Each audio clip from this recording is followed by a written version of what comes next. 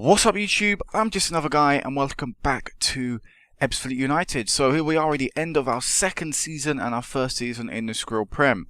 As you can read there, Barnet did end up going on to win it and did end up going up into League 2. But were we able to follow them? Did we end up getting the playoffs? And, did we manage to sort of reflect our first half of the season, which was pretty good, into the second half? Well, let's go into the league table and find out. So we did. We managed to get promoted. Despite the fact we finished third, we did end up going up through the playoffs. We ended up beating Cambridge in the final after extra time as well. So it was quite a tough match, but we did end up going up for the playoffs. So really good back-to-back promotions. It was such a tight and competitive league, this one, that really you could argue that anyone from 6th and upwards, and that's 6th being not even in the playoffs because Exeter sadly didn't even make it through goal difference. So anyone from Exeter upwards really could have gone on to win the league title. It was just really, come their last few games, what was your form like? And as a result, we ended up going up. As I say, pretty fortunately, we beat AS Wimbledon in the semi-finals pretty convincingly, but it was Cambridge that we had to fight for to go up, and I'm really happy we did. As you can see, we didn't actually get overachievers because we were predicted that it ended up going to Bath City, but we did go up, and that was the main thing. We pretty much matched what we were expected of, or just over actually, because again, 6th isn't playoffs, so the fact that we got playoffs was a good achievement. The fact that we went up was an even better achievement. Let's go to transfers now and have a look at who we brought in and who we're looking at to signing next season, because of course now we're stepping it up yet again as we enter the Football League. Already professionals, so we've got that going for us, but it's going to be another big step up this season. Anyway, to the outs though, because we didn't actually bring anyone in during the January or past January. The only guy who actually let out as well was a Chempong, who ended up going to Dover on a free. We also released Jupp, who just wasn't happy about the first team football he was getting, so he ended up going out. So, as you can see, not really much happened at January. I was pretty comfortable with the squad. I did say the goalkeeping position worried me, but with 3 goalkeepers, I couldn't really afford to bring another one in because it just would have been wasteful. So I ended up sticking with the 3 goalkeepers I had for the rest of the season. We've already made one signing as well, thinking about next year. It's Darrell James Westlake, 24 years of age. Looking like a decent right back, and according to reports as well, he's alright. But yeah, that's what we've done, and we've brought him in the right back position. As I've already said in the past, with Purchase has sort of worried me, but now going into League 2 as well, Purchase definitely won't be able to take that level. He sort of struggled in these past 2, so Football League will be way over his head. So we've brought in Westlake to sort of come in and do that right back role for us, stepping down from League 1. So again, we've got another player stepping down from League 1 to a lower level. And as you can actually see, for the past 2 seasons, he's not done particularly well, especially like at Mansfield as well, which is League 2. That's not great looking at what we're going into.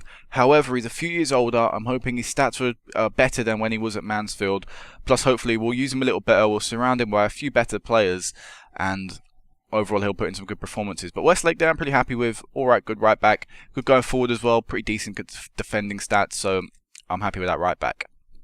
Also, a little bit of transfer news as well. Going into next season, we signed Adam Johnson from Middlesbrough. Again, another person stepping down. 21 years of age. He's a centre-back and a right-back. I will be, however, primarily using him as that centre-back role. He's 21 years of age, so he's young. Still got time to develop, which will be crucial. And a bit of League 2 experience 2 years ago as well. A bit like Westlake, but not having the best performances. He made an appearance in the Championship this year where he was pretty dreadful.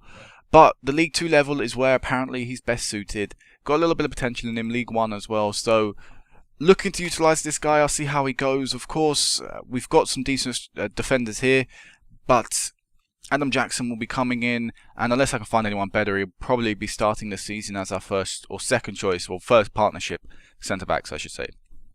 But he's the only guy officially also coming in. Elsewhere, we do have Gary Sawyer currently being looked at. I don't know whether he'll come to us, though. He's currently chased by Dundee United, and realistically, if it was my decision, I'd rather go to Dundee. Where did they finish? 3rd in the SPL? Oh no, that's ticked over. Where did they finish? 6th in the SPL. I'd definitely rather go there than come to Ebbsfleet. But again, I'm not sure what he's going to do there. but just have to wait and see with that one. We've currently both got contract offers on the table for him. but it's just whether he picks them or us. And also we have got Richard Levitt currently being chased by Premier League teams yet again. This time the transfer value has almost been doubled. I think it's actually been over doubled now, with £950,000 being offered to us. So that's near £1 million, plus a friendly deal, which pretty much then is £1 million, because the money we should bring in from a friendly or a Premiership team would get it to around £1 million, plus 25% of the profit for next sale. Again, the board gave me the choice still. They're still saying it's up to me whether I accept or reject. They're not stepping in, because financially we're not great. They're not stepping in and saying we need this money, you have to accept. So that's good to see, but we're rejecting them, and it's pretty hard to reject these offers because there's such big sort of values to be thrown around, but I feel like I have to. Again, in the long run, I said this last season, in the long run, I think Richard Levitt will earn us more than £1 million, and even 25% of the profit. What are they going to sell him on for? 5 maybe if we're lucky? That's only a £4 million profit. I think that's, what is a quarter of that? That's £1 million. Is he going to earn us more than £2 million? I hope so. So that's why I'm going to keep him. But anyway, to the fixtures away. Let's have a look at how our season went. So last time I met you off was just after the Norton game, I believe, or just before the Margate game it might have been. Either way, I'm going to continue on from Margate, because I know it was around one of these FA Trophies games. So after the Norton game, we won 3-1. We beat Margate 3-1 in the FA Trophy with an Akinfenwa double. We beat North Firreby? I've never heard of this team. Never heard of this place, I should say, sorry. We beat them 4-2, that may be a bit ignorant. 4-2. We beat Chester, we drew to Chester 0-0 in front of 1,000 people. As you can see, our home attendance is quite big. We drew to them 0-0. Welling, we beat 3-2, which was a close, tight match, which is nice to see. At least we came out on top. Purchase ended up getting a goal to earn us all 3 points there on that occasion. We beat Forest Green, we beat Tamworth as well in the FA Trophy third round. On a little bit of a poor spell of form here, which we drew to Alfrington, Macclesfield, and we drew to Alfrington, lost to Macclesfield, and drew to Tamworth. Macclesfield game was especially disappointing because to concede 5 goals, that's not good enough. That is poor. I mean, that really is. But as you can also see in goal, we had Vigouroux. In the next match, we had Carlo Nash. Look at Carlo Nash's average rating. Abysmal. So we end up switching keepers yet again. Great times in the goalkeeper position still, as you can tell. But after that, Wrexham, we beat them 2-1 in the FA Trophy, putting us through to an FA Trophy semi-final. We beat Braintree before that semi-final, 3-2, with a Levitt 36-minute goal, ending up providing us the winner as Braintree fought back. In the FA Trophy semi-final, we won 2-1 against AS Wimbledon in the first leg at home, with Mambo getting the 83rd minute goal and ended up earning us a fight-back victory against them, giving us the advantage going into the second leg. In between that, we played Salisbury, drew 1-1. But then in the FA Trophy semi-final second leg, we won 2-0, very comfortable. 62nd minute goal from Levitt and an 89th minute goal from David Viana, ending up proving the difference, giving us a 4-1 victory in aggregate and putting us through to an FA Trophy final. So, did we win that? You'll have to find out in a second. Oh, FC Halifax were next. We beat them 2-1, pretty comfortable victory. The Skrill Prem, AFC Wimbledon got their revenge on their 4-1 defeat on aggregate as they beat us 4-0 in the league, and at that point, pretty much ruled us out of the title race, I believe, if I can remember back. AFC Wimbledon, as you can see, ended up going on to finish second. I think they had quite a poor start to the season, again, if I can remember. We'll look at past positions when I go back in the league in a second. But they put in a great performance here, and they thoroughly deserved a 4-0 victory. We were just abysmal on the day. That followed up by a 3-2 defeat to Grimsby, another quite poor performance, despite the fact we scored 2. It just wasn't good enough defensively, before we overcame Wrexham and beat them 3-2. And as you can see again, if you look at the goalkeepers, Vigouroux, Nash, Vigouroux, I'm unable to just I find the consistency in the goalkeeping position. It was just poor. Maybe I put too much blame on the goalkeepers because defensively we weren't too great this season, but I expected my goalkeepers to do more than they were actually doing. But anyway, continuing forward, we beat Bath 1-0. Nice to beat the newly promoted boys with us after they beat us earlier on in the season 1-0. We beat Woking 2-1. Then in the FA Trophy final, we beat Gateshead 2-1 on that occasion. And a 75th minute penalty from Akinfenwa ended up earning us our second piece of silverware of this career. The first, of course, being the Skrill South. So that was great to see. Were we at Wembley?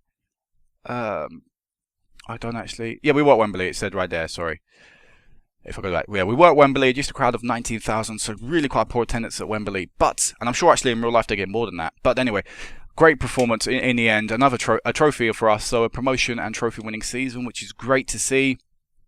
I did really ideally want to win this FA Trophy, just because I knew the league was out of our grasp this season. If we weren't going to go up, I still wanted some success to be surrounded by this season. So it was really nice to get the FA Trophy, and of course in the end of the season to look back and say, yeah, we did great to win that trophy whilst also pursuing a playoff push and end up getting promoted.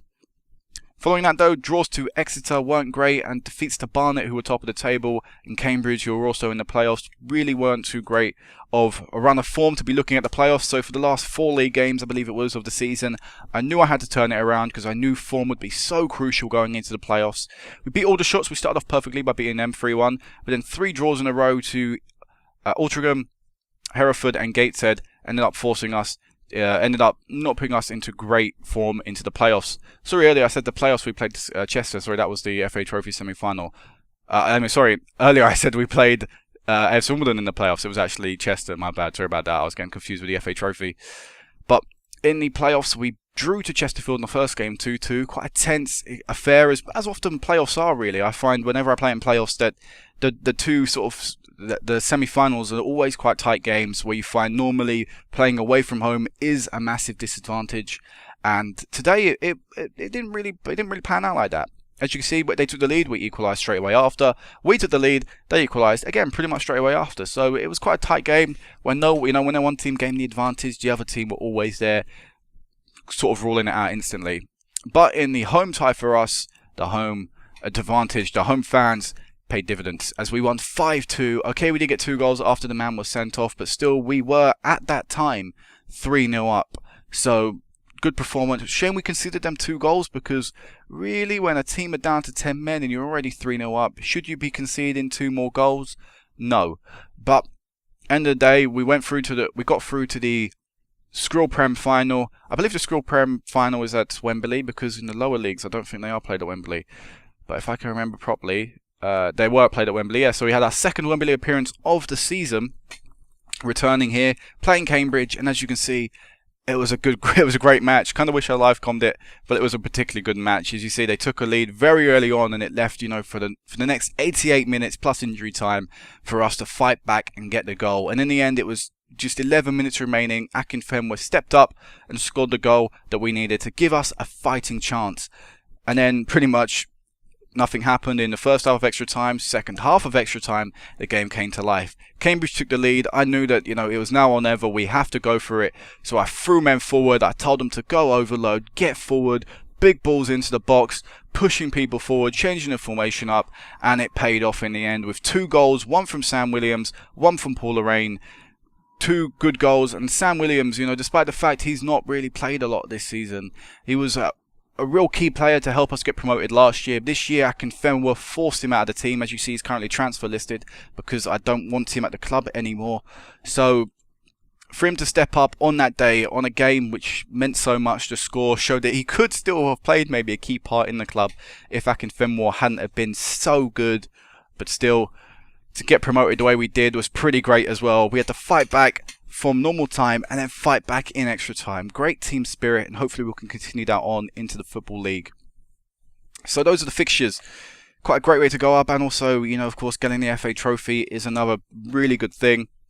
The league though, past positions, as you can see, we were pretty much up there all the time. If anything, we did deserve to maybe win the league. I don't know.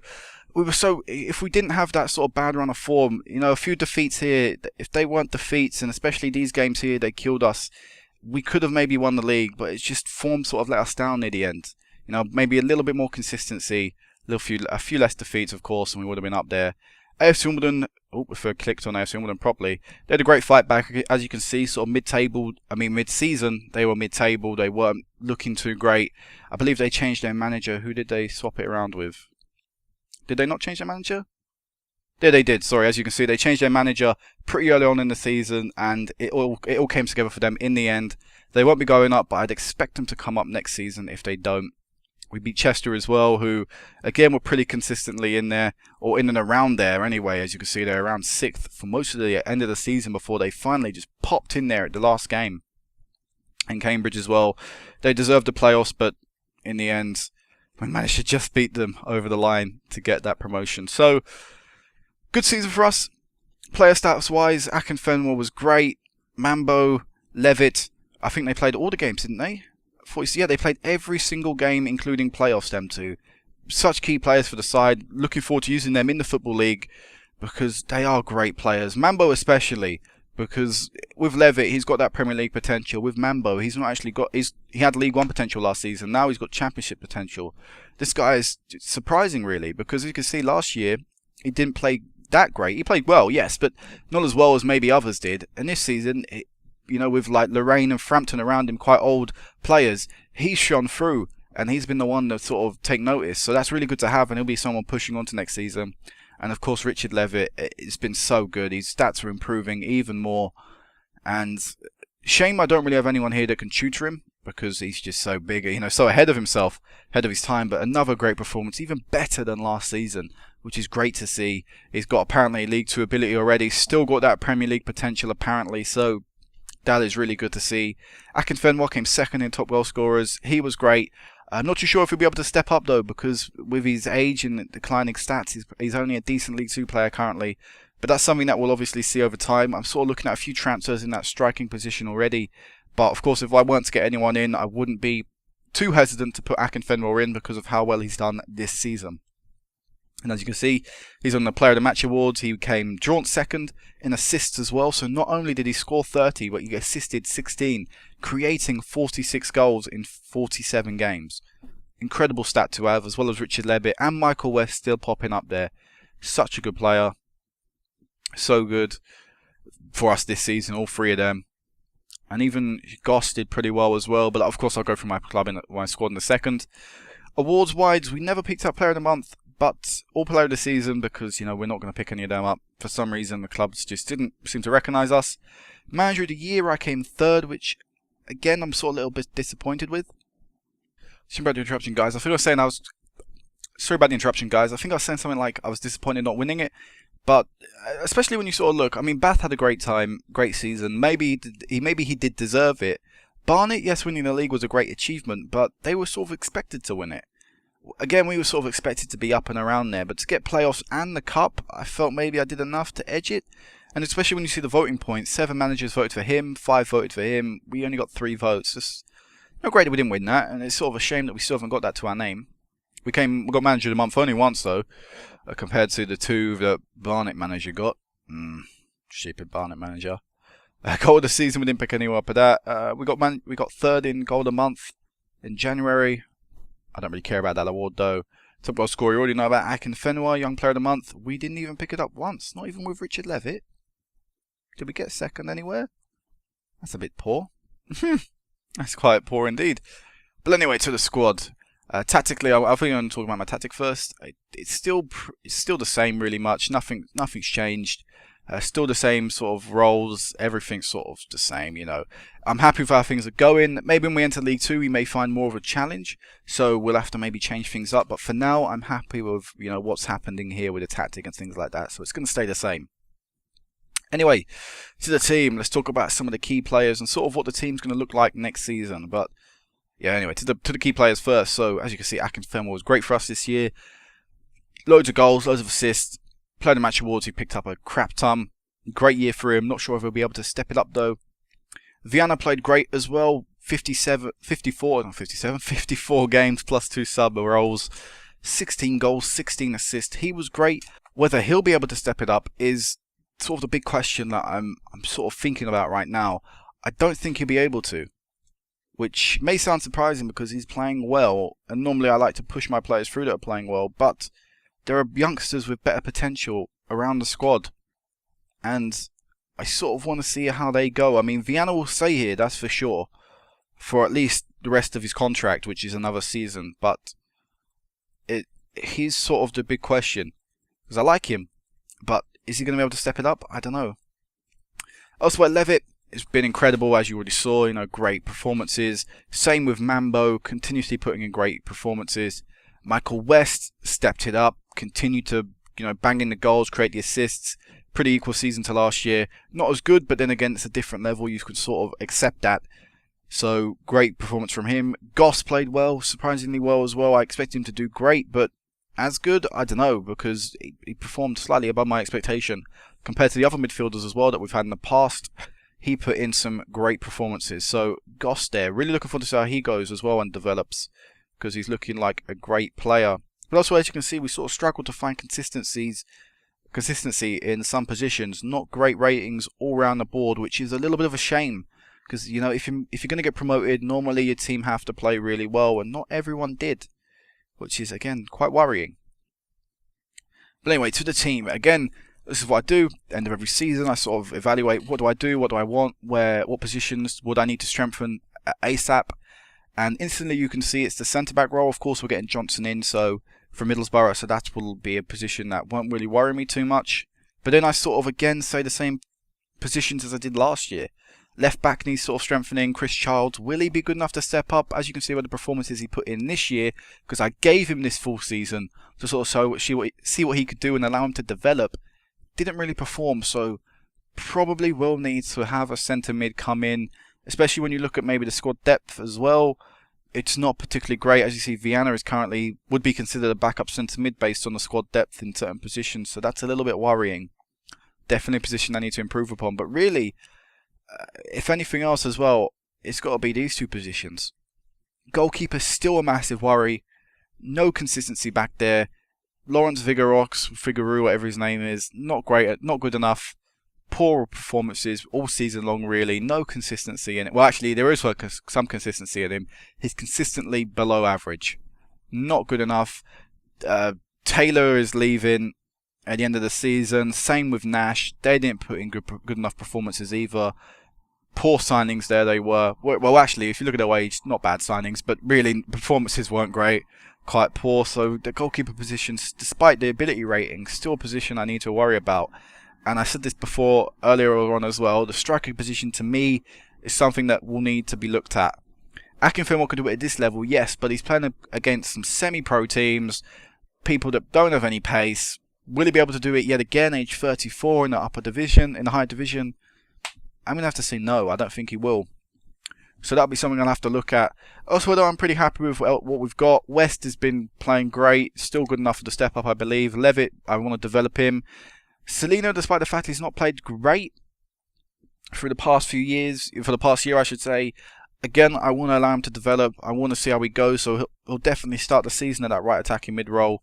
Of course, if things sort of happen and change, again, Viana is there to sort of come in. If not, Sim Holmes could come in. West could go out there. Levitt could come into the left. So, you know, there are still chances that Celino won't play. But I want to give this guy a go now. Goss has played well enough as well. Same with Mambo. Same with Westlake. And obviously, we're going to have Johnson in that centre-back role. So I'm happy with everything else there. Squad depth is pretty poor, as it pretty much always is, until I can, you know, bring in the new starting 11 or new first-team players, where then the old first-team players sort of drop down to become their backup roles. A few players I want to point out, though, people that have come for our youth intake. Simon Foreman come through. He's currently been out on loan to Sutton last season. Not done great there, but he might be our backup striker for the season. Depends if, you know, what happens in that striking role. Elsewhere, Bedford is on the bench as our backup goalkeeper. Again, depends what happens there. I would love to sign a new goalkeeper, but again, I said this last year and I say it again, that I wouldn't mind him being sort of the backup goalkeeper for the season. If worse comes to worse. Sim Holmes sort of struggled to get in the first team again, struggled to find consistency. So that will be something I'll have to look at. Whether we're going to be willing to push this guy into the first team, because he has got Premier League potential, but is there a place for him that's starting 11 for him right now? I'm not too sure. It's sort of Selena and him that are battling, tossing and turning up in my mind whether I'm going to start them or not. So that's something that I guess will develop over the summer, and especially once the season starts and form starts becoming a variant on whether I start them or not. That will be something to watch out for. And I'm happy with Neil Taylor to be back up. He's not on a lot of week. He's got a little bit of potential in him. He's decent, I guess, so I'm happy to have him as a backup. He'll rarely play, hopefully, if Westlake can stay fit. So, yeah, I think this is it. I don't think anything else has happened to really report on. I mean, I got a new contract, but that's that's not really too important. Financially, we are on the up a little bit. Still not great though, really. Financially, especially when projected to be in a negative, which to me is why I'm quite surprised that they haven't accepted them big offers, especially when you look at the bank loan we've currently got out, which still got £7.5 million remaining on it because we can't afford to pay it back. That's sort of something that's always lingering over me, which is a shame. Actually, we've got 7.3 million net. Oh no, and plus the interest. Ugh, it's so much money we owe. I don't even. Who do we owe this to? A bank loan. Oh, the stupid chairman didn't have enough money. That's so many problems with this club. Also, Westlake's on £1,700 a week, so shows that the board has sort of allowed us to have a little bit of money to play with. We've got 3.5k. I'm sort of looking to get rid of a few players. Alex Smith, I weren't happy with. Sort of looking to get rid of him. When you look at who we're releasing as well, Lorraine's, Williams, Long, Nash, Taylor, Purchase, Alan Smith, Frampton. We're getting rid of quite large wages on the wage bill, so we're looking to get rid of there. And also you can sort of see who we're sort of looking at next season. Meredith is here, sort of someone I'm taking a look at for that left back role that I want to replace. Jermaine Beckford is an option, although I'm not too interested in him. I don't think he's good enough to play for us, which is quite strange to say. We've got, the Swiss guy here. Who did he used to play for United? Yep, United and City. Oh, quite strange to see that. Chris Agati, who is an ex-Rangers player. We've still got him there. Sort of looking at. We're looking at a few players. We're already looking at who we want to sign for next season. So, especially when you look at some of the people that are actually willing to join us, some relatively big name people. Some decent signings, some decent players. If we go on ability and have a look at take it all off, we've got some quite big names, and really they've got some really nice stats about them. So it'll be whether we can afford these guys now to, whether they can actually come in. So this will be it for now, guys. Next time we'll be back, we'll be halfway through our first season in the Football League. Hopefully we can do well. Not really sure what to expect because I expected, a fight for promotion this season with Ebbsfleet. Not sure next year. League 2 is sort of a hard league to predict because normally it's quite, it's quite competitive. Let's have a little look at that actually. It's quite competitive typically. Yeah, as you can see, look, a point separating most positions. So we'll have to play well. We'll have to see how we go. Of course, once we're halfway through the season next year, that'll give us a good indication of whether we're going to be battling for survival. Just expect a solid mid-table, survive, consolidate, and build for the year after to push out the division.